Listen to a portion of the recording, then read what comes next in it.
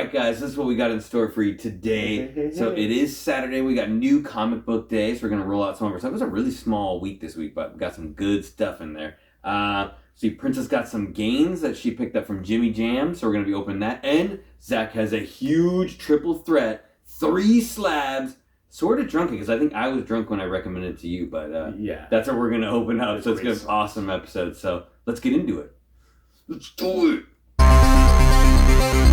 Welcome back, Gainers, to another crazy, exciting, fantastic, super episode of ComicGains. If you're new to the show, I'm Adam. I'm Zach, and this Princess Aurora has looking very lovely today, like usual. We're doing that princess wave. There's Coco. You might not be able to see her, but make sure to bow down to her and the princess, especially the princess. I know. Coco's like our unofficial celebrity. And respect.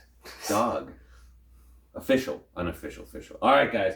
So like we were saying, it is Saturday, so we're going to be showing you our new comic book day stuff from this previous Wednesday. You know how it goes. We film it like on Wednesday when we get back from work and the gym and all the crazy things that go on in our life. But yeah, we got some cool stuff today. So let's get into that before we get into something else.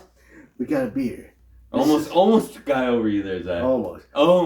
This is my beer right here. This is an Akasi Brewing Company Total Domination. I'm going to dominate this beer.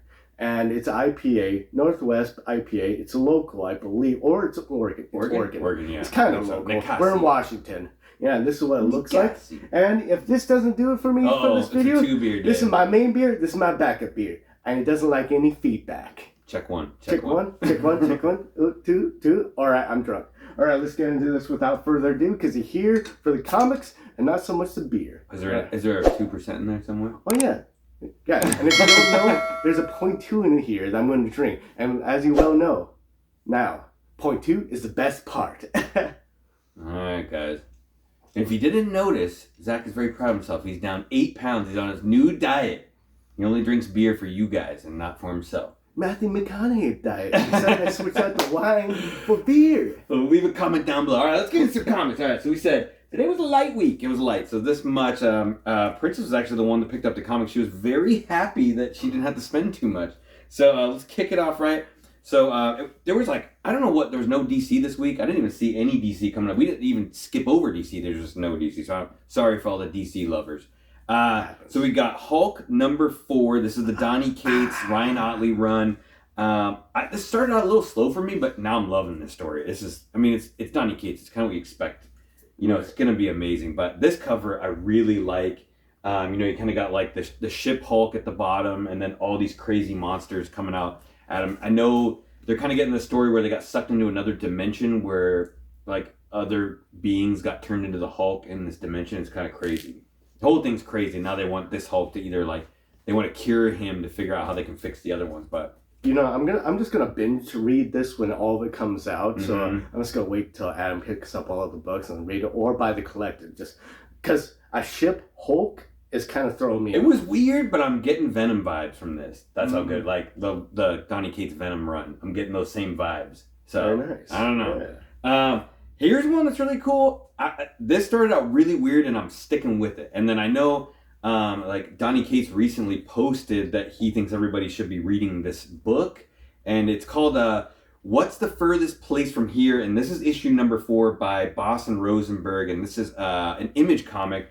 Kind of got this weird Something's Killing the Children cover vibe, but it's like this kind of coming of age story. It's very, very weird. The first book is very strange, but as you kind of get through it, you start to remember the characters a little bit and what goes on with them, but each one, they kind of go to a different house setting, and that's why each covers a different house where they kind of move to the next area that they're going to, and they're all younger kids, and if you get too old, then these weird beings come out and take you away. It's a very strange book. I don't know. These two haven't read yet. They have to read to make it make sense, but I don't know. It's cool. I have a weird feeling something could happen really exciting in this book.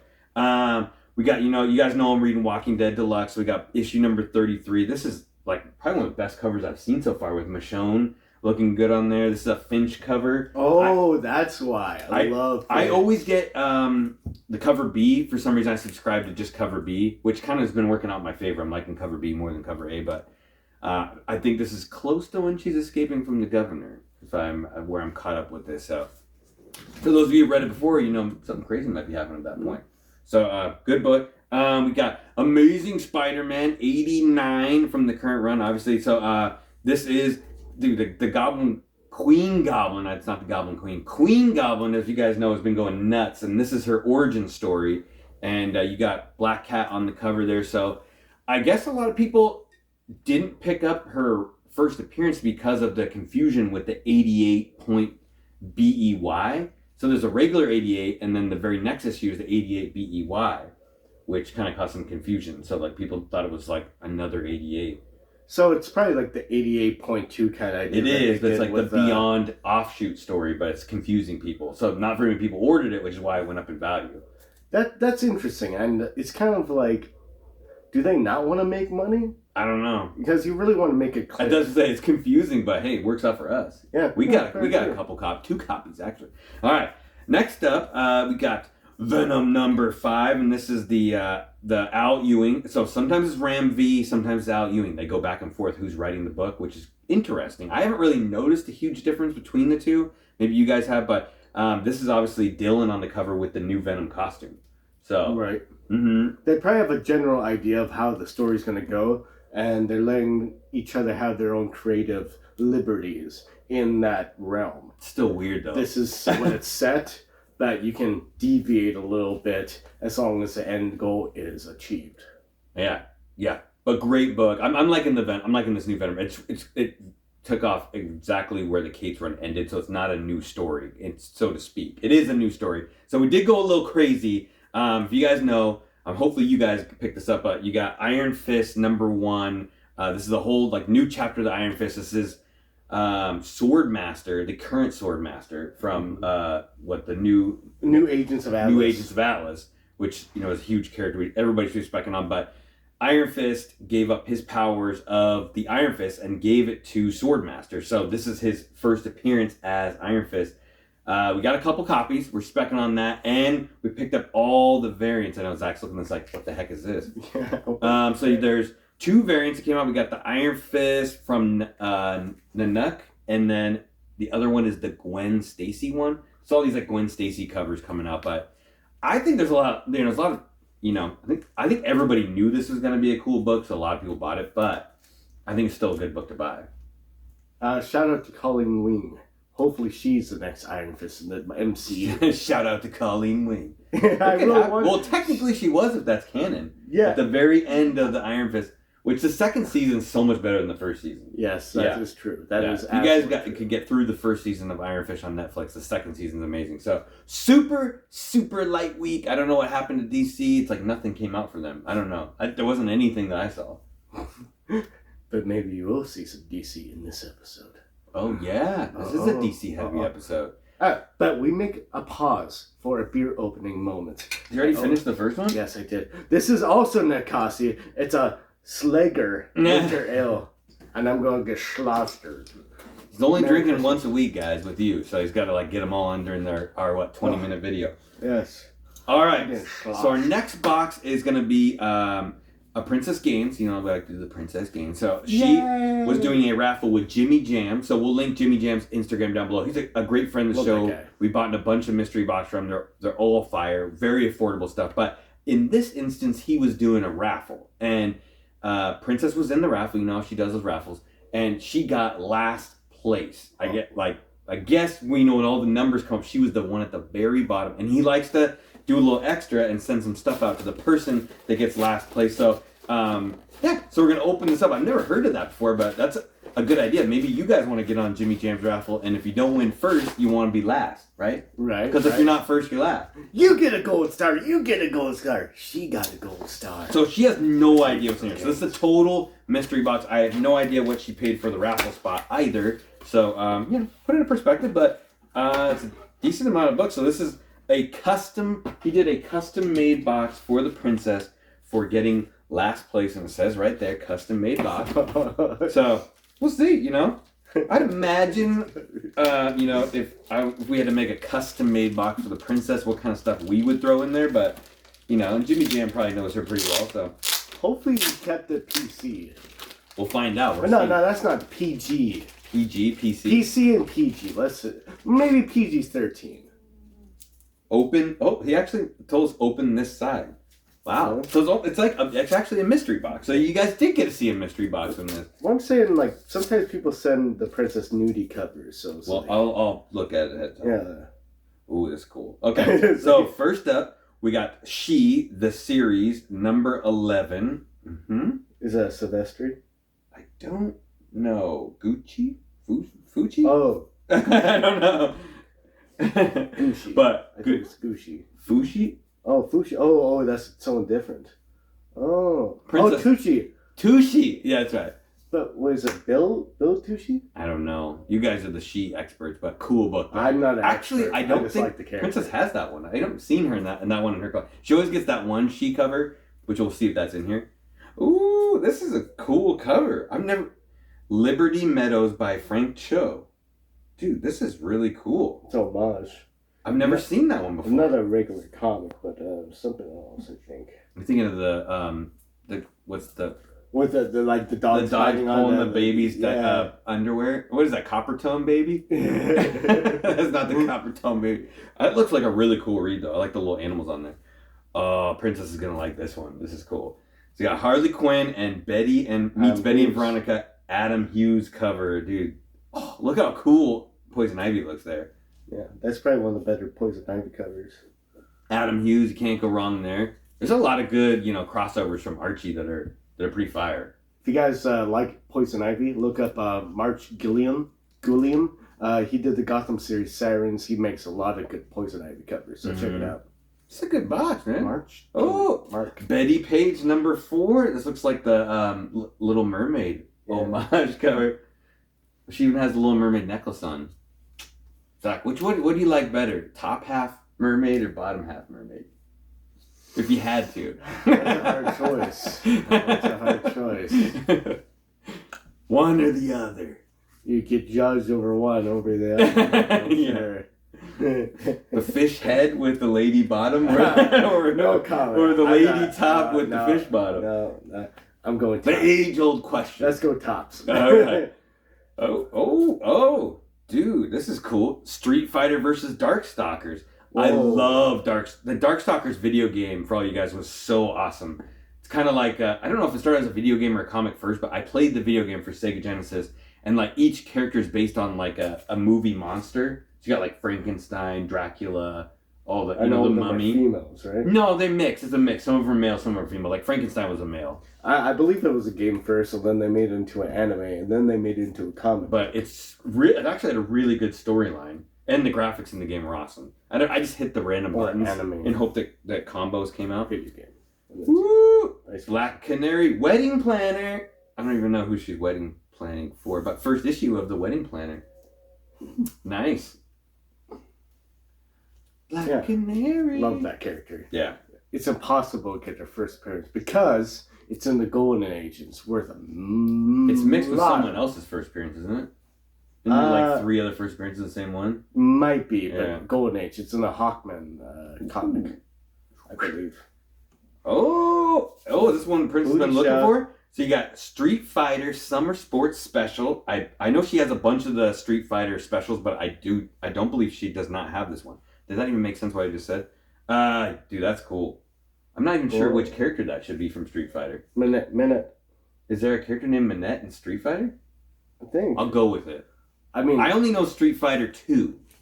Yeah, well, we haven't got deep into Street Fighter. I never got past. Our friend Josh did, I think. The Street Fighter and Mortal Kombat, I know the Mortal Kombat. Oh, okay. Last one. We got Deja Thoris, number 4 from Dynamite Comics.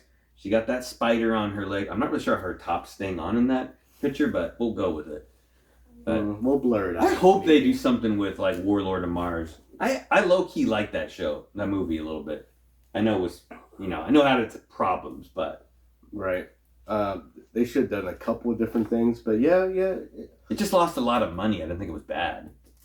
I don't know. They should have changed the title a little bit. Yeah, Warlord of Mars. They should have done... No, they did John Carter's Warlord of Mars. I think it's just John Carter. No, right? No, it's John Carter, Warlord of Mars. Like what they should have done was Princess of Mars and just showed some hot lady on there wearing skimpy clothes, but it was supposed to be a Disney movie for kids. The fans would come, guys, and then make it rated R. All right. No. Before we get too deep in this conversation, thank you, Jimmy Jam. It's very kind of you to throw together a box for the loser, basically. So it's really cool. So check out Jimmy Jam. He's an upstanding member of the community. Awesome guy. All right. So I know Zach had some things to discuss, but basically, Zach's cutting back a little bit on his slab buying, but I was kind of on the hunt the other night, and I was looking through some stuff, and I saw some things that Zach might appreciate. And as you guys can see, they're in a nice CGC box here. So I won't give in too much talk, make sure Coco's head doesn't get cut. But open this up and then let Zach tell you about it, because there's some good stuff going on with this. Yeah, absolutely. I mean, a lot of stuff that you can really kind of spec on and kind of go deep on. They package this really well. They package it very well. Yeah. It's something that might be a little long term, but maybe sooner than you think, because a couple of things are coming up in the ballpark. Coming up in the pitch, and it might just start popping off on DC. And this one might be worthwhile for the directors and the writers for DC to work on getting this person into a movie. So this was an eBay buy too. So just so you guys know, that's where we're looking on eBay, trying to get those. When they do like the closing on a sale, try to snipe it before someone else does. But these actually had no bids on them too. Yeah. Which is 0 bids for ridiculous. a low amount. But I thought I'm thinking Zach's really gonna like these. So let's start out with the first one here. We've got this is Naomi number 2. In a 9.8, you got Brian Michael Bendis story there, Jamal Campbell art in a 9.8. No, it's not like a major key. There's only like 6 books in the series, but Zach paid what, $30 for that? Yeah, basically nothing. Mm-hmm. I mean, it almost costs you just to get a grade of that. I mean, it's probably like 25 or 20 something now, and then the book itself 25, and then shipping there and back. I mean, it's pretty close.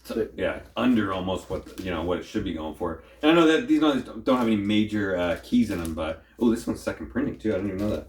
So you got Naomi number 3, 9.8, same deal. These are great covers on these too.